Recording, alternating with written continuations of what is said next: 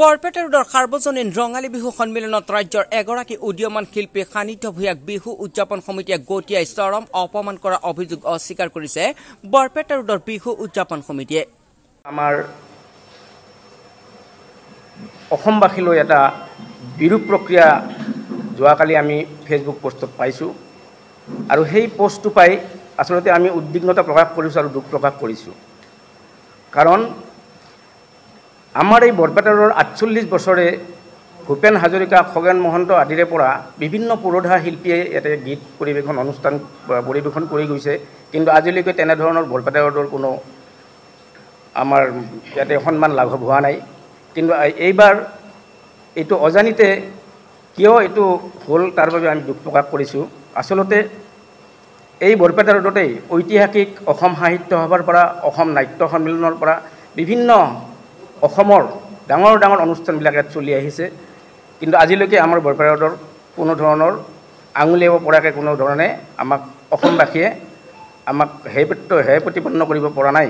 কিন্তু সিদিনাখন এই বিহুৰ দিনাখন যোৱা 12 মে তাৰিখে যিখন আমাৰ সাৰ্বজনীন ৰঙালী বিহু সন্মিলনত আমি যিজন শিল্পীক গীত পৰিৱেশন কৰিবলৈ আমন্ত্ৰণ জনাইছিলোঁ, আমাৰ চুক্তিমৰ্মে তেওঁৰ লগত নিশা 10 বজাত তেওঁ আহি আমাৰ মঞ্চত উঠিব আৰু 12 বজাত আমাৰ মঞ্চৰ বিহু সন্মিলন অনুষ্ঠান শেষ কৰিব। কিন্তু দুখৰ বিষয়, তেওঁলোকে আমাৰ ইয়াত আহি পাইছে 10:45 তেওঁলোকে শিৱসাগৰৰ পৰা আহি পাইছে, কিন্তু তেওঁলোকে আমাক বাৰে বাৰে কৈ আছে আমি আহি পাইছোঁ, অলপ সময় আমাক জিৰণি ল'ব লাগিব, আমি বহুত দূৰণিবতীয়া ৰাস্তাৰে আহিছোঁ।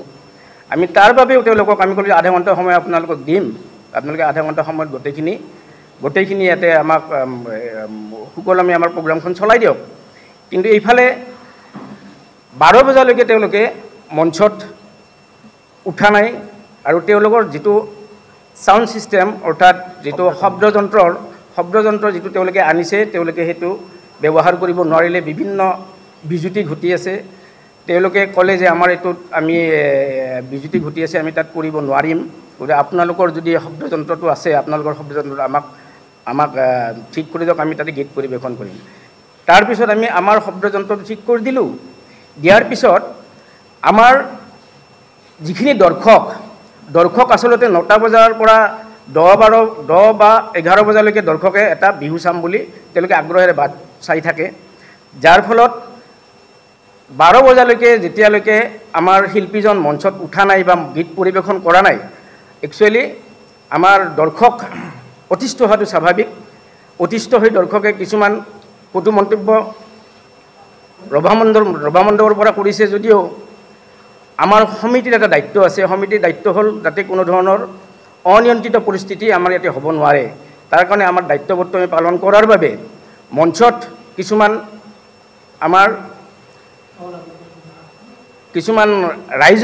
ৰাইজৰ পৰা মানুহ গৈ মঞ্চত কিছুমান মানুহে তাত ভিৰ কৰিছিলে, যাৰ ফলত আমাৰ সমিতিৰ 3-4জন ল'ৰাই সেই পৰিস্থিতি নিয়ন্ত্ৰণৰ বাবে আমাৰ মঞ্চৰ পৰা আঁতৰাই দিছে।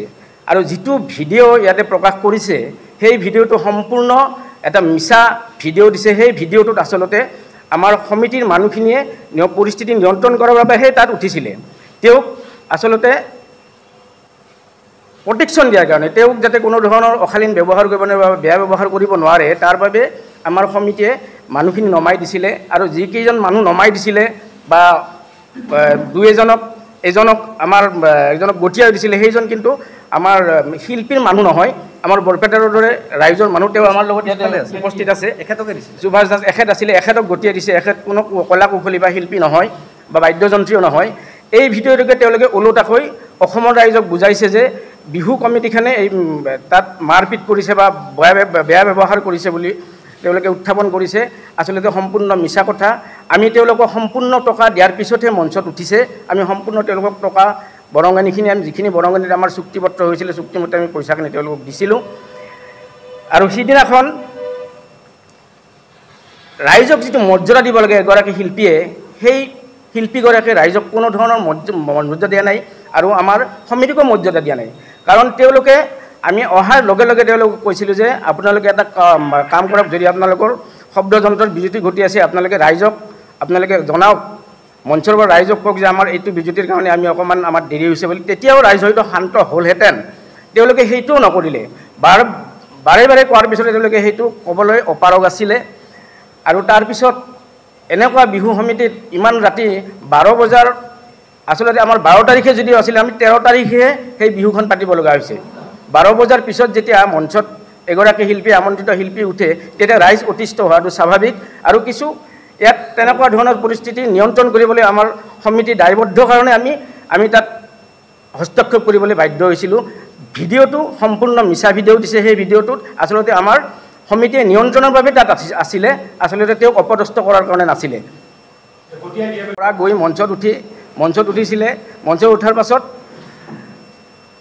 তেওঁলোকক একচুৱেলি আমি নিয়ন্ত্ৰণৰ বাবে আমাৰ কেইজনমান ল'ৰাই সমিতিৰ ল'ৰা উঠি গৈছিলে দুজন ল'ৰা উঠি গৈছিলে উঠি গৈ নিয়ন্ত্ৰণ কৰাৰ বাবে তেওঁক এই মঞ্চত উঠা ল'ৰাজন যিজন আছিলে যিজনক গতিয়াই দিছে সেইজনো আমাৰ সমিতিৰে সদস্য আছিলে আমাৰ পিছফালে বহি আছে সুভাষ দাস বুলি তেখেত কোনো কলা কুশলী নহয় গতিকে এইবিলাক মিছাকৈ অসমবাসীৰ মাজত তেওঁলোকে প্ৰচাৰ কৰাটো আমি অতিকে দুখ পাইছোঁ আৰু এনেকুৱা ধৰণৰ উঠি অহা নতুন প্ৰজন্ম শিল্পী হিচাপে তেখেতক অনুৰোধ জনাম আমি ভৱিষ্যতে যাতে এনেকুৱা ধৰণৰ বিভিন্ন জেগাত তেওঁলোকে বিহু প্ৰগ্ৰাম কৰাৰ নামত বিভিন্ন জেগাৰ বদনাম কৰাৰ পৰা বিৰত থাকক বিভিন্ন সমিতিক বদনাম কৰাৰ পৰা বিৰত থাকক কাৰণ এই বিহুখন এদিনীয়া নহয় বহুদিন কষ্ট কৰি ৰাইজৰ পৰা পইচা উঠাই পেলাই বহু কষ্ট কৰি এই বিহুখন আমি উদযাপন কৰোঁ তাত যদি শিল্পীয়ে মৰ্যাদা নিদিয়ে ওলোটাকৈ যদি সমিতিৰে দোষ দিয়ে বা জাগাৰ বদনাম কৰে তেতিয়াহ'লে সেই শিল্পীজন কিমান তেওঁ দূৰদৰ্শী সেইটো চিন্তনীয় বিষয় আমি তেওঁক বেয়া পোৱা নাই সান্নিধ্য ভূঞা ভদ্ৰ ল'ৰা তেওঁ উঠি আহিছে ভাল গাইছে সঁহাৰি পাওক তেওঁক আমি কোনো ধৰণৰ ক'তো মন্তব্য কৰা নাই তেওঁ শান্ত ল'ৰা গতিকে তেওঁৰ লগত যিখিনি শিল্পী আহিছিলে প্ৰান্তিক দাস বুলি তেখেতে কি প্ৰৰচনাত কাৰ প্ৰৰচনাত 5 দিন পিছত এই পোষ্টটো দিলে সেইটো আমি নিজেই অবাক হৈ গৈছোঁ কাৰণ যদি পোষ্টটো দিব লগা আছিলে বা তেওঁলোকৰ যদি অপমান হৈছিলে বিহুৰ দ্বিতীয় দিনাখন নেক্সট দিনাখন তেওঁলোকে দিব পাৰিলে হয় কিন্তু নিদিলে 5 দিন পিছত কিয় পোষ্টটো দিলে তাত আমাৰ সন্দেহ হৈ গৈছে কাৰণ সস্তীয়া জনপ্ৰিয়তাৰ কাৰণে এনেকুৱা ধৰণে জাগাৰ বদনাম কৰি সমিতিৰ বদনাম কৰি তেওঁলোকে এনেকৈ গীত পৰিৱেশন কিমান দিন কৰি থাকিব পাৰিব সেইটো আমাৰ অলপ বিবেচনাযোগ্য হ'ব গতিকে ৰাইজক অসমবাসী ৰাইজক আমি নমস্কাৰ কৰি জনাইছোঁ বৰপেটাৰ বাসী ইমান অমায়িক ইমান ভদ্ৰ আজি অসম সাহিত্য সভা অসম নাট্য সন্মিলনৰ নিচিনা অনুষ্ঠানে ইয়াতে আমাৰ প্ৰকাশ কৰি গৈছে অসমৰ বিভিন্ন মানুহে বৰপেটাৰত আহিছে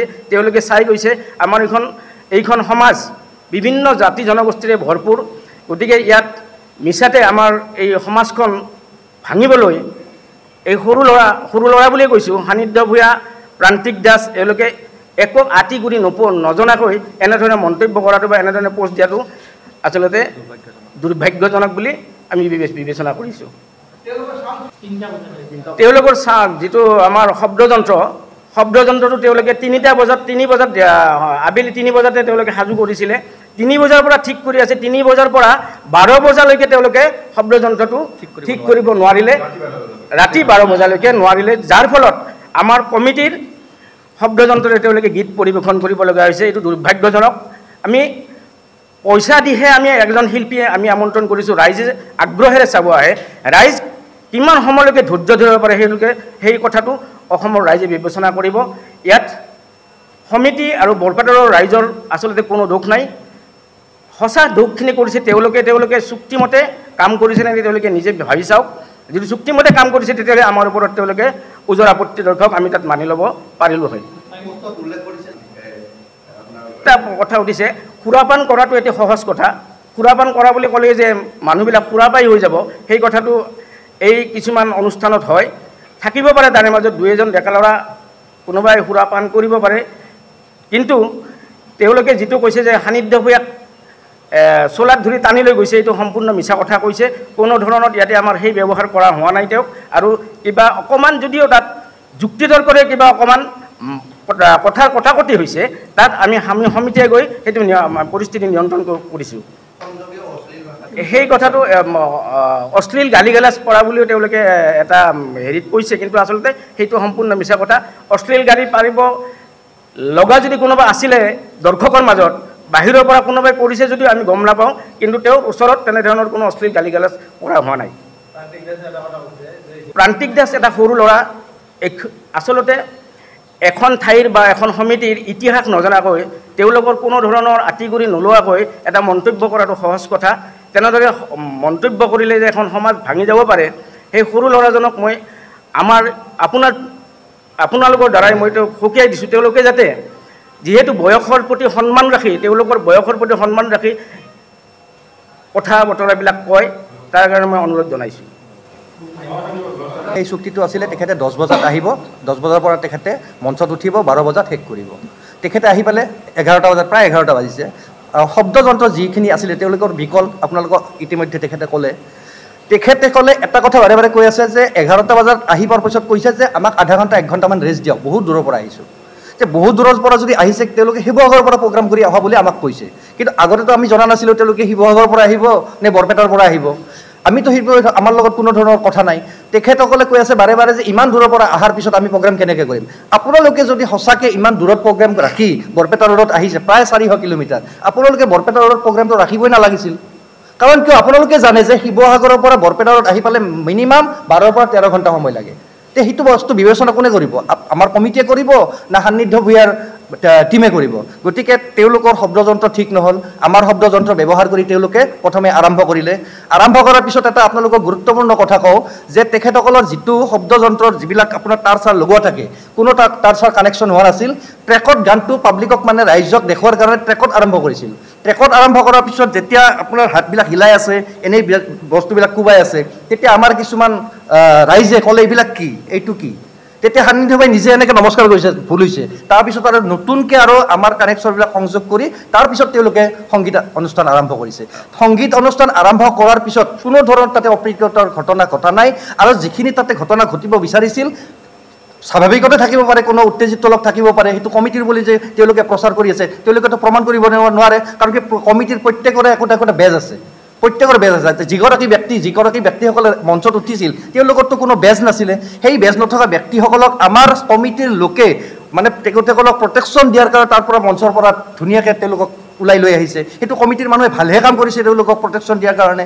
গতিকে এই ধৰণৰ সস্তীয়া কিছুমান জনপ্ৰিয়তা লাভৰ কাৰণে যদি এইবিলাক কথা কয়, নিশ্চিতভাৱে আমাৰ বৰপেটা ৰোডবাসী ৰাইজ হিচাপে আমাৰ দুখ লাগিব, আমাৰ বিহু কমিটি হিচাপে দুখ লাগিব। কাৰণ সাৰ্বজনীন ৰঙালী বিহুখন এতিয়া 48 বছৰৰ পৰা 2 বছৰ পিছত 50 বছৰ হ'বলৈ গৈ আছে। ইয়াত 48 বছৰ ধৰি যি ধুনীয়াকৈ আমাৰ অনুষ্ঠান হৈ আছে, আজিলৈকেতো কোনো শিল্পী ইয়াতে বেয়া পাই যোৱা নাই। ইয়াতে জুবিন গাৰ্গ আহি গৈছে 3 বাৰ, পাপন আহি গৈছে 2 বাৰ, তেনেকুৱাকৈ আশীষ পাত্ৰ যোৱা 3 বছৰ আগতে আহি গৈছে।